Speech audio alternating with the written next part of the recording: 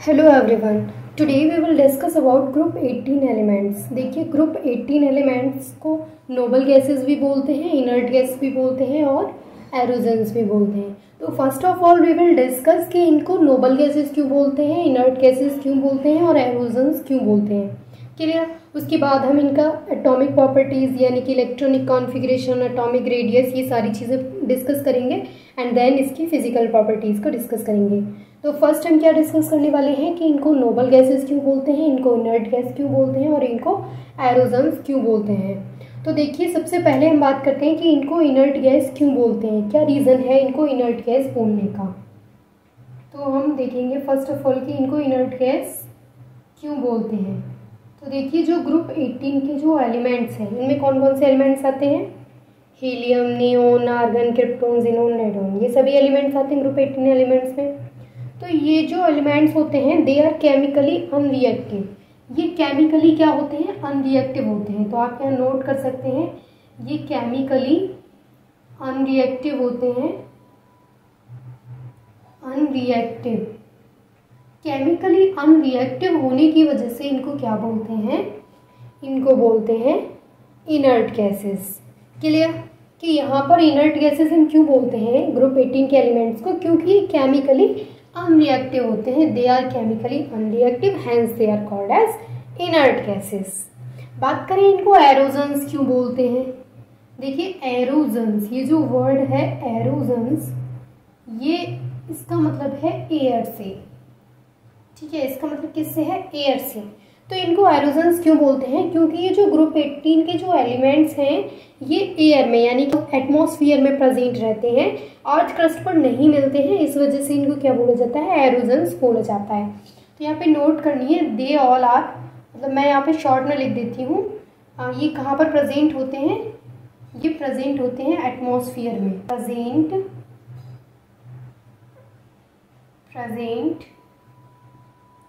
In air, यानी कि atmosphere में ये प्रेजेंट होते हैं। इस वजह से इनको क्या बोला जाता है, एरोजन्स। क्लियर हो गया यहाँ तक। इनको इनर्ट गैसेस क्यों बोलते हैं, क्योंकि ये केमिकली अनरिएक्टिव होते हैं। एरोजन्स क्यों बोलते हैं, क्योंकि ये एयर यानी कि एटमॉस्फेयर में प्रेजेंट रहते हैं, नॉट ऑन अर्थ क्रस्ट पर नहीं मिलते हैं। बेसिक चीज़ें हम डिस्कस कर चुके हैं कि इनको नोबल गैसेस क्यों बोलते हैं, इनर्ट गैसेस क्यों बोलते हैं एंड एरोजन्स क्यों बोलते हैं। तो सभी के लिए एक वर्ड याद कर लीजिए, क्योंकि ये केमिकली अनरिएक्टिव होते हैं इसलिए इनको नोबल गैसेस, इनर्ट गैसेस बोला जाता है, और एटमॉस्फेयर में प्रेजेंट होते हैं इसलिए इनको एरोजन्स बोला जाता है। क्लियर यहाँ तक। देखिए, अब बात करते हैं कि इसमें जो एलिमेंट्स हैं, जैसे एलिमेंट्स कौन कौन से हैं इसमें, हीलियम है, हीलियम जिसका सिंबल होता है He। उसके बाद है नियोन जिसका सिंबल है Ne। उसके बाद है इसमें आर्गन, आर्गन का सिंबल होता है Ar। उसके बाद है इसमें क्रिप्टोन,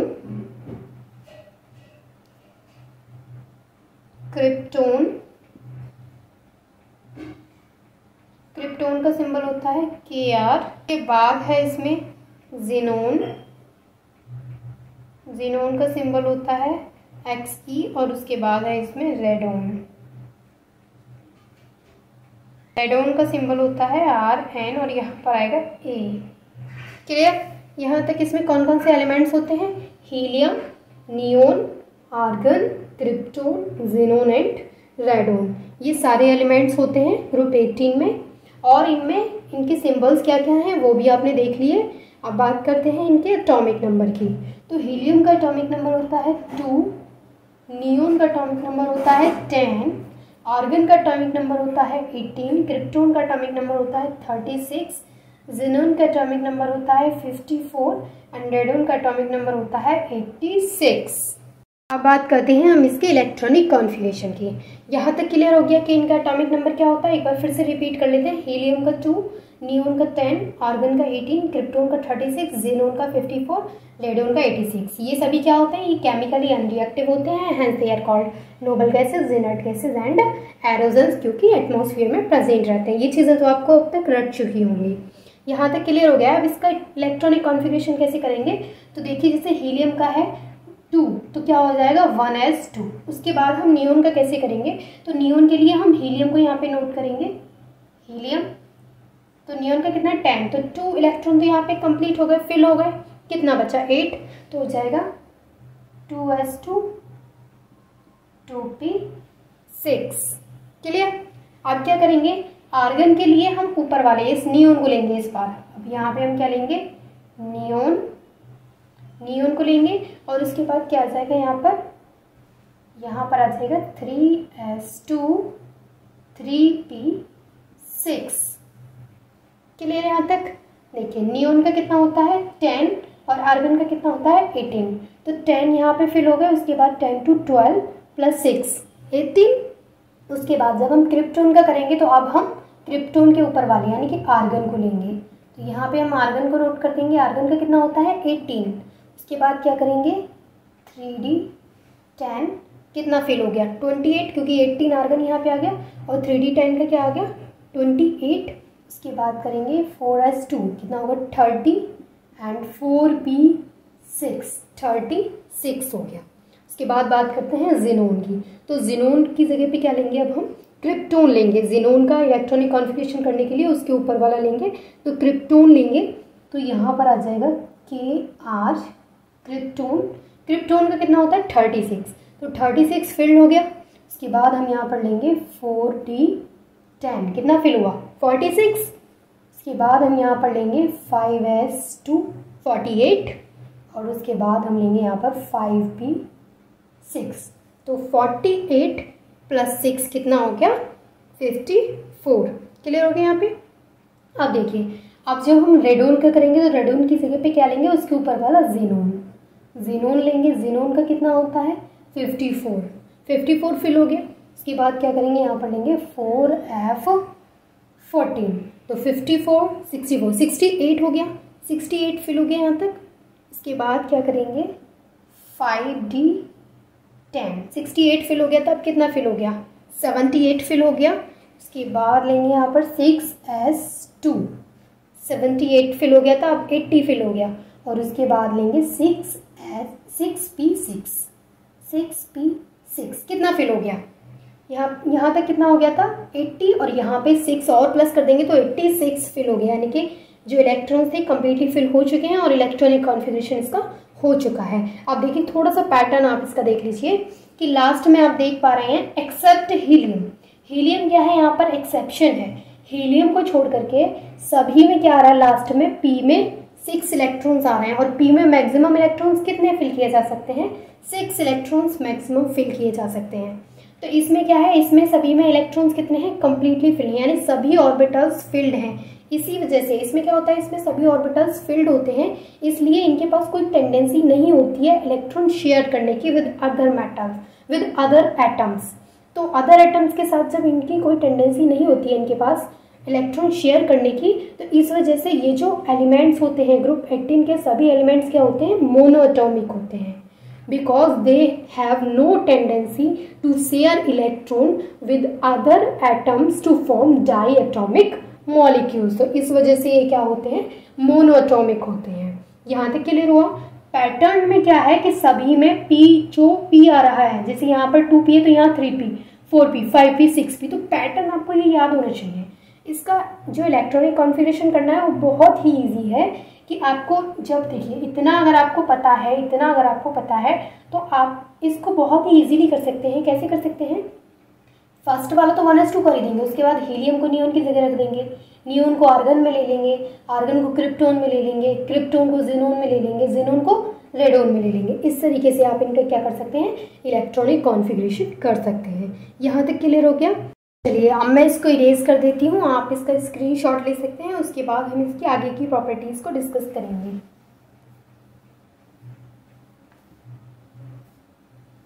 देखिए सबसे पहले हम बात करते हैं इसके इलेक्ट्रॉनिक कॉन्फ़िगरेशन की, यानी कि अभी हमने इलेक्ट्रॉनिक कॉन्फ़िगरेशन करना सीखा था, अब देखेंगे कि इसका इलेक्ट्रॉनिक कॉन्फ़िगरेशन करते कैसे, क्या फॉर्मूला है। तो इलेक्ट्रॉनिक कॉन्फ़िगरेशन आप हेडलाइन डाल लीजिए, इलेक्ट्रॉनिक कॉन्फ़िगरेशन। क्लियर, डालिए अपने इलेक्ट्रॉनिक कॉन्फ़िगरेशन। देखिए इसका जो जनरल इलेक्ट्रॉनिक कॉन्फ़िगरेशन है वो क्या है, NS2 NP6। अभी जब हमने इलेक्ट्रॉनिक कॉन्फ़िगरेशन किया था तो आपने देखा होगा सभी एलिमेंट्स इस फॉर्मूले को फॉलो कर रहे थे, यही था उनका general electronic configuration NS2 NP6। देखिए यहाँ पर एक्सेप्शन क्या है, एक्सेप्ट हीलियम, जो हीलियम है उसको छोड़ करके, क्योंकि हीलियम का इलेक्ट्रॉनिक कॉन्फ़िगरेशन क्या था 1s2, तो हीलियम को छोड़ करके बाकी सभी एलिमेंट्स किस फॉर्मूले को फॉलो करते हैं, NS2 NP6 को। तो आप इसकी डेफिनेशन नोट कर लीजिए। इलेक्ट्रॉनिक कॉन्फ़िगरेशन में कैसे नोट करेंगे, all noble gases have general electronic configuration, all noble gases या फिर inert gases, all noble gases have general electronic configuration, क्या है वो, NS2 NP6 accept helium. Helium क्या है यहाँ पर, एक्सेप्शन है, क्योंकि हीलियम का जो एक्सेप्ट हीलियम यानी कि हीलियम का जो इलेक्ट्रॉनिक कॉन्फ़िगरेशन होता है वो क्या होता है, विच हैज़ 1s2। देखिए जो हीलियम है वो यहाँ पर एक्सेप्शन है, हीलियम का लास्ट इलेक्ट्रॉन एंटर कर रहा है एस सब शेल में, बट फिर भी हम हीलियम को पढ़ते हैं पी ब्लॉक एलिमेंट्स में, क्योंकि हीलियम की जो प्रॉपर्टीज़ हैं वो पी ब्लॉक एलिमेंट्स के सिमिलर होती हैं। तो यहाँ तक क्लियर हो गया। इसको हम पी ब्लॉक एलिमेंट्स में क्यों पढ़ते हैं, क्योंकि क्वेश्चन डोमेन में ये भी आता है कि इसको एस ब्लॉक एलिमेंट्स में पढ़ना चाहिए, क्योंकि एस ब्लॉक एलिमेंट्स के जो एलिमेंट्स होते हैं उनका last electron s sub shell में एंटर करता है और हीलियम का भी एस सब शेल में एंटर कर रहा है, तो इसको एस ब्लॉक एलिमेंट्स में रखना चाहिए। बट नहीं, क्योंकि हीलियम जो है इसकी प्रॉपर्टीज पी ब्लॉक एलिमेंट से मैच होती हैं, पी ब्लॉक एलिमेंट्स के सिमिलर हैं, इस वजह से इसको स्टडी किया जाता है पी ब्लॉक एलिमेंट्स में। तो ये क्या है, पी ब्लॉक एलिमेंट्स में जो हीलियम है वो एक एक्सेप्शन है। यहाँ तक क्लियर हो गया। जनरल इलेक्ट्रॉनिक कॉन्फ़िगरेशन क्या होगा इसका, NS2 NP6 accept helium, helium exception है which has 1s2 electronic configuration. आप इसका स्क्रीनशॉट ले सकते हैं। इसको इरेज कर देती हूँ, आगे की प्रॉपर्टीज डिस्कस करते हैं। देखिए सेकंड जो हम इसकी प्रॉपर्टीज यानी कि हम इसकी क्या डिस्कस कर रहे हैं, एटॉमिक प्रॉपर्टीज डिस्कस कर रहे हैं। तो सेकंड प्रॉपर्टी हम डिस्कस करेंगे इसकी एटॉमिक रेडी। ठीक है, एटॉमिक रेडी की अगर हम बात करें ग्रुप 18 एलिमेंट्स की, तो जब हम डाउन द ग्रुप आते हैं तो इसकी एटॉमिक रेडी क्या होती है, इंक्रीज होती है। ऐसा क्यों होता है, क्योंकि देखिए जब डाउन द ग्रुप आएंगे यानी कि हीलियम से अगर हम आते हैं किसकी तरफ, रेडोन की तरफ, टॉप टू बॉटम आते हैं, तो आप देख रहे हैं एटॉमिक नंबर बढ़ रहा है, एटॉमिक नंबर बढ़ रहा है मतलब एटॉमिक साइज बढ़ रहा है, साइज बढ़ रहा है यानी कि अगर मैं बात करूं साइज बढ़ रहा है, ठीक है, साइज बढ़ रहा है तो आउटर मोस्ट जो ऑर्बिटल है, आउटर मोस्ट जो सेल है उसका डिस्टेंस न्यूक्लियस से बढ़ रहा है। तो जैसे जैसे हम ग्रुप में ऊपर से नीचे की तरफ आएंगे तो जो आउटर मोस्ट इलेक्ट्रॉन है, जैसे कि ये फर्स्ट वाला है तो सेकंड वाला उससे बड़ा हो जाएगा, थर्ड वाला उससे भी बड़ा हो जाएगा। ठीक है, तो क्या हो रहा है कि यहाँ डिस्टेंस कम है, यहाँ डिस्टेंस उससे ज़्यादा है, यहाँ डिस्टेंस उससे ज़्यादा है, तो यहाँ कम वैल्यू आएगी एटॉमिक रेडी की, यहाँ उससे ज़्यादा आएगी, यहाँ उससे ज़्यादा आएगी। तो इसका एटॉमिक साइज बढ़ रहा है, यानी कि एटम का साइज जब बढ़ रहा है टॉप टू बॉटम जाने पर, तो जाहिर सी बात है एटॉमिक रेडियस भी क्या होगी, बढ़ेगी। यहाँ पर कोई एक्सेप्शन नहीं है, इसकी जो एटॉमिक रेडियस है वो बढ़ेगी। जब हम टॉप टू बॉटम आएंगे तो आपको पता है कि नंबर ऑफ सेल्स बढ़ेंगी, एटॉमिक नंबर बढ़ेगा तो नंबर ऑफ सेल्स बढ़ेंगी, नंबर ऑफ सेल्स बढ़ेंगी तो न्यूक्लियस और जो आउटर मोस्ट ऑर्बिटल है, जो आउटर मोस्ट सेल है, उसके बीच का डिस्टेंस भी बढ़ेगा, तो इसकी जो एटॉमिक रेडियस है वो बढ़ेगी। क्लियर है यहाँ तक? चलिए मैं इसको आपको डेफिनेशन नोट करवा देती हूँ। Atomic ready increases, atomic ready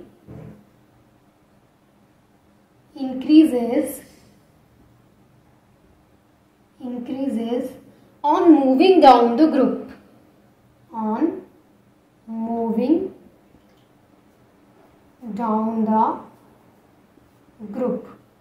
जब ग्रुप में ऊपर से नीचे की तरफ आते हैं तो एटॉमिक रेडी क्या होगी, इसकी इंक्रीज होगी। और ऐसा क्यों होगा? क्योंकि नंबर ऑफ सेल्स इंक्रीज होंगी बिकॉज ऑफ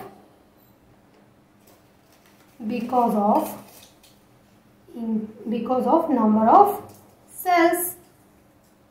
क्योंकि नंबर ऑफ सेल्स इंक्रीज होंगी तो उसका जो डिस्टेंस है न्यूक्लियस का और आउटर मोस्ट सेल का वो भी बढ़ेगा, और जब डिस्टेंस बढ़ेगा तो एटॉमिक रेडियस तो बढ़ेगी ही बढ़ेगी। तो टॉप टू बॉटम आने पर इसकी जो एटॉमिक रेडियस है वो इंक्रीज होगी। Atomic radius increases. क्लियर हो गया यहाँ तक?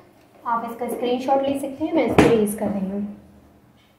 थर्ड प्रॉपर्टी जो हम इसकी डिस्कस करेंगे दैट इज आयोनाइजेशन एंथैल्पी, यानी कि ionization potential. Ionisation enthalpy. Clear? ये क्या है? इसकी थर्ड प्रॉपर्टी है आयोनाइजेशन एंथैल्पी। देखिए आयोनाइजेशन एंथैल्पी क्या होगी, ऊपर से जब हम यानी कि टॉप से जब बॉटम की तरफ आएंगे तो आयोनाइजेशन एंथैल्पी की जो वैल्यू है वो डिक्रीज होगी। ऐसा क्यों होगा?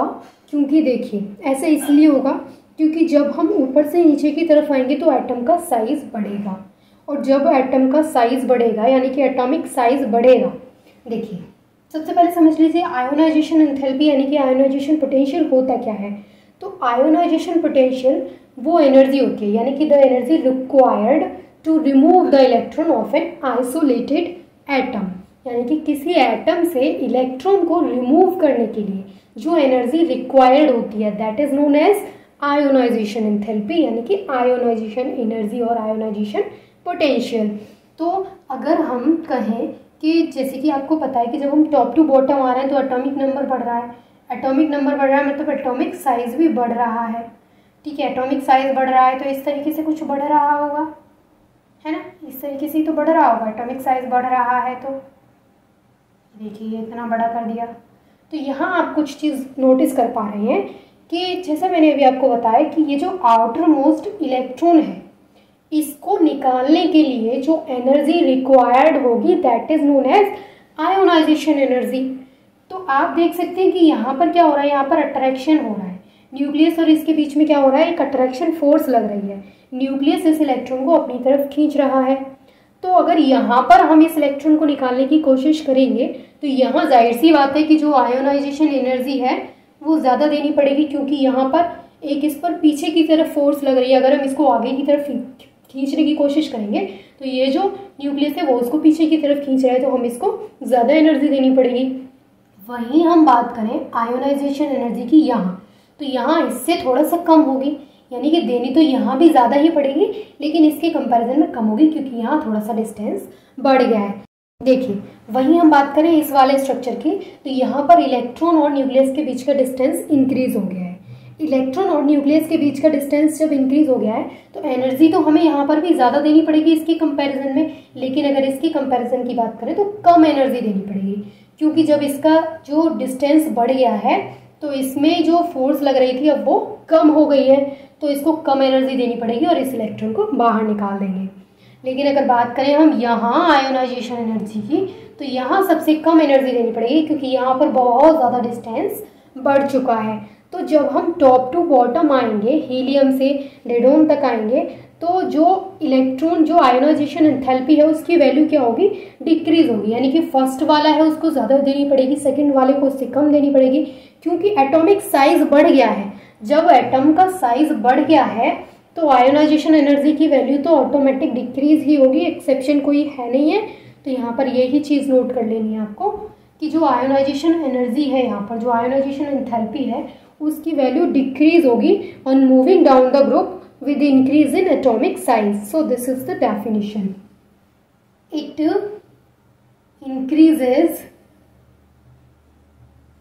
increases on moving down the group, on moving down the group. जब ग्रुप में ऊपर से नीचे की तरफ आते हैं तो क्या होता है, आयोनाइजेशन एंथैल्पी की वैल्यू डिक्रीज होती है। और ऐसे क्यों होता है, with increase atomic number, with increase in atomic size. Atomic size increase हो रहा है एटॉमिक साइज इंक्रीज हो रहा है तो डिस्टेंस बढ़ेगा, और डिस्टेंस बढ़ेगा तो उतना ही इजीली इलेक्ट्रॉन रिमूव हो पाएगा। तो आयोनाइजेशन एंथैल्पी की जो वैल्यू है वो क्या होगी, डिक्रीज होगी। कब डिक्रीज होगी, जब टॉप टू बॉटम आएंगे। तो जो टॉप नंबर पर है उसको, उसकी जो वैल्यू है आयोनाइजेशन एनर्जी की वो ज़्यादा आएगी, और वहीं जब नीचे आते जाएंगे ग्रुप में तो आयोनाइजेशन एनर्जी की वैल्यू क्या होती जाएगी, कम होती जाएगी। और ऐसा क्यों होता जाएगा, क्योंकि एटॉमिक साइज इंक्रीज हो रहा है। आप इसका स्क्रीनशॉट ले सकते हैं। अब देखिए, अब हम इसकी कुछ फिजिकल प्रॉपर्टीज़ की बात करते हैं। क्लियर, अब हम इसकी बात करते हैं फिजिकल प्रॉपर्टीज़ की। अभी हमने इसकी एटॉमिक प्रॉपर्टीज़ को डिस्कस किया, आप करते हैं इसकी फिजिकल प्रॉपर्टीज़। देखिए, फिजिकल प्रॉपर्टीज़ की बात करें ग्रुप 18 के एलिमेंट्स की, तो सबसे पहली बात तो ये है कि ये क्या होते हैं, मोनो एटॉमिक होते हैं। जैसे मैं अभी आपको बता चुकी हूँ कि ये क्या होते हैं, ये मोनो एटॉमिक होते हैं। तो आपको यही चीज़ नोट करनी है। मैं अभी रीज़न दूंगी कि ये मोनो एटॉमिक क्यों होते हैं, इसका रीज़न भी बताऊंगी। फर्स्ट ऑफ ऑल नोट कीजिए, all the noble gases are monoatomic. All the noble gases are monoatomic। Monoatomic, सभी नोबल गैसेस क्या होती हैं, मोनोएटॉमिक होती हैं। अच्छा, इसका रीज़न क्या है, क्यों होती हैं? क्योंकि आपने अभी इलेक्ट्रॉनिक कॉन्फ़िगरेशन देखा था, तो देखिए यहाँ पर जो सभी ऑर्बिटल्स होते हैं वो क्या होते हैं, कंप्लीटली फिल्ड होते हैं। यानी कि all the orbitals are completely filled in noble gases. अगर हम नोबल गैसेस की बात करें तो इन नोबल गैसेस में क्या होते हैं, सभी ऑर्बिटल्स कंप्लीटली फिल्ड होते हैं। Therefore they have no tendency to share electron with other atoms to form diatomic molecules. इसका मतलब ये है कि जो ग्रुप 18 के एलिमेंट्स हैं वो सभी क्या होते हैं, कंप्लीटली फिल्ड होते हैं। मैं इसका रीज़न दे रही हूँ, ठीक है। कंप्लीटली फिल्ड होते हैं, कंप्लीटली फिल्ड, कंप्लीटली क्या होते हैं, ये फिल्ड होते हैं।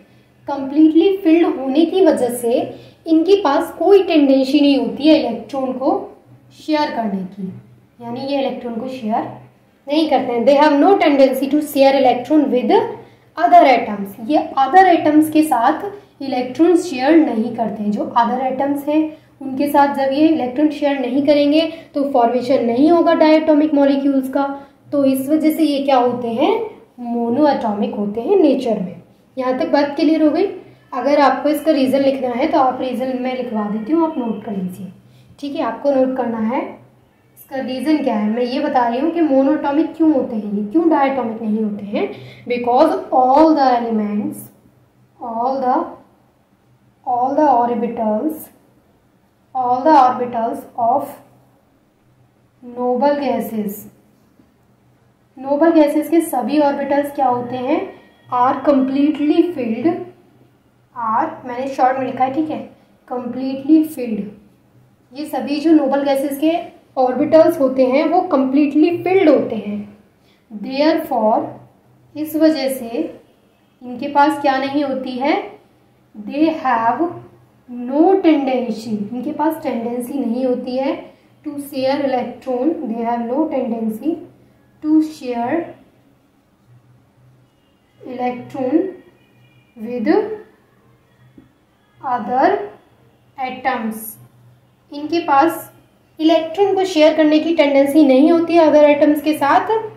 तो इस वजह से क्या होते हैं, ये मोनोएटॉमिक होते हैं। Other atoms to form diatomic molecules, to form diatomic molecules. यहाँ तक क्लियर हो गई बात।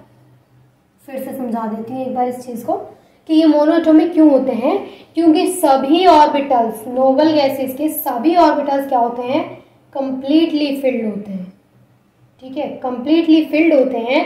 Therefore they have no tendency to share electron with other atoms to form diatomic molecules. यानी कि इसके सभी जो नोबल गैसेस हैं, सभी ऑर्बिटल्स उनके कंप्लीटली फिल्ड होते हैं। इस वजह से इनके पास अदर एटम्स के साथ इलेक्ट्रॉन शेयर करने की टेंडेंसी नहीं होती है, डायटॉमिक मॉलिक्यूल्स नहीं फॉर्म होता है, ठीक है। तो इस वजह से क्या होते हैं, ये मोनोएटॉमिक होते हैं। रीज़न क्लियर हो गया, क्योंकि कंप्लीटली फिल्ड होते हैं। बस रीज़न क्या है कि ये कंप्लीटली फिल्ड होते हैं, इसलिए ये इलेक्ट्रॉन को शेयर नहीं कर सकते अदर एटम्स के साथ। यहाँ तक क्लियर। चलिए इसको नोट कर लीजिए आप। नेक्स्ट हम इसकी प्रॉपर्टी की बात करते हैं। तो ये सभी कलरलेस होते हैं, मतलब इनका कोई कलर नहीं होता है। अडरलेस होते हैं, कोई भी अडर यानी कि कोई भी स्मेल नहीं होती है इनमें। एंड टेस्टलेस होते हैं, इनका कोई भी टेस्ट नहीं होता है। तो नोट कर लीजिए, they all are colourless, odourless and tasteless. Colourless होते हैं, ये ऑर्डरलेस होते हैं एंड टेस्टलेस होते हैं। तो ये सारी प्रॉपर्टीज थी ग्रुप 18 के एलिमेंट्स की। ये हम सारी प्रॉपर्टीज को डिस्कस कर चुके हैं। बाकी की जो इसकी केमिकल प्रॉपर्टीज रह गई हैं उनको हम कल डिस्कस करेंगे। देखिए, मैं दोबारा से इसको सिर्फ इसलिए बता रही हूँ ताकि आपका रिवीजन हो जाए। आज जो आपने पढ़ा है वो आज ही आपको याद हो जाए, ठीक है। तो इनको नोबल गैसेस क्यों बोलते हैं और इनर्ट गैसेस क्यों बोलते हैं? Because they are chemically unreactive, ये अनरिएक्टिव होती हैं, ठीक है। सेकेंड, इनको एरोजन्स क्यों बोलते हैं? क्योंकि ये एटमॉस्फेयर में प्रेजेंट होते हैं। एटमॉस्फेयर यानी कि एयर में प्रेजेंट होते हैं, इस वजह से इनको क्या बोला जाता है? एरोजन्स बोला जाता है। थर्ड, हम इनकी एटॉमिक रेडी की बात करें तो एटॉमिक रेडी क्या होती है? इनकी इंक्रीज होती है, क्योंकि डिस्टेंस इंक्रीज होता है। जैसे टॉप टू बॉटम जब हम जाते हैं, यानी कि डाउन द ग्रुप अगर हम आएंगे, डाउन द ग्रुप, जब डाउन द ग्रुप आएंगे तो एटॉमिक रेडियस इंक्रीज होगी। क्यों होगी? क्योंकि नंबर ऑफ सेल्स बढ़ेंगी, नंबर ऑफ सेल्स बढ़ेंगी तो एटॉमिक साइज बढ़ेगा, एटॉमिक साइज बढ़ेगा तो न्यूक्लियस और आउटर मोस्ट जो ऑर्बिटल है उसके बीच का डिस्टेंस भी बढ़ेगा। फोर्थ, हमने बात की थी इसकी आयोनाइजेशन एंथैल्पी की। तो इसकी आयोनाइजेशन एंथैल्पी क्या होती है? डिक्रीज होती है। ऐसे क्यों होता है? क्योंकि जब हम टॉप टू बॉटम जाते हैं तो एटॉमिक साइज इसका इंक्रीज होता है, जिसकी वजह से डिस्टेंस बढ़ता है। न्यूक्लियस और आउटर मोस्ट जो ऑर्बिटल है उसके बीच का डिस्टेंस बढ़ता है और उतना ही इजीली नीचे वाले इलेक्ट्रॉन को रिमूव करना हो जाता है, यानी उतनी ही कम एनर्जी में वो रिमूव हो जाता है। फोर्थ, हमने बात करी कि ये जो इनका जो इलेक्ट्रॉनिक कॉन्फ़िगरेशन है वो फॉर्मूला है NS2Np6। एक्सेप्शन है यहाँ पर हीलियम का 1s2 है, तो ये एक्सेप्शन है, याद रखना है हमेशा। बाकी इनका जो जनरल फॉर्मूला है वो क्या है? NS2Np6। सिक्स, हमने डिस्कस किया कि ये सभी क्या होती हैं? ये मोनो एटॉमिक होते हैं। क्यों होते हैं? पूरा रीज़न दे चुकी हूँ, कई बार समझा चुकी हूँ। आई होप कि क्लियर हो चुका होगा, नहीं हुआ तो कमेंट में बता दीजिएगा। अब देखिए, ये सभी क्या होते हैं? ये सभी कलरलेस होते हैं। मैं भी आपको बता चुकी हूँ, कलरलेस होते हैं, इनका कोई कलर नहीं होता, कोई इनमें अडर नहीं होती है। कलरलेस होते हैं, कोई इनमें अडर नहीं होती है, यानी कि अडरलेस भी होते हैं, और कोई भी इनका टेस्ट नहीं होता है, टेस्टलेस भी होते हैं। क्लियर हो गया यहाँ तक? आई होप कि आपको सभी प्रॉपर्टीज अच्छे से क्लियर हो गई होंगी। And thanks for watching this video.